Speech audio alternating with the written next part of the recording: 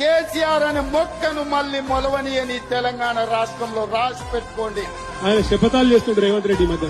కేసీఆర్ ను మళ్ళా మొలకెత్తనీయడట. నేను ఆయన చెప్తున్నా రేవంత్ రెడ్డికి, నువ్వేంద్రా కేసీఆర్ ను మొలకెత్తనీయకపోయేది? తెలంగాణనే మొలిపించిన మొగోడు మొనగాడు కేసీఆర్. మీరు కాదన్న తెలంగాణనే ఢిల్లీ మెడలు వంచి మొలిపించినోడు కేసీఆర్. నువ్వేంది కేసీఆర్ ను పీకేది?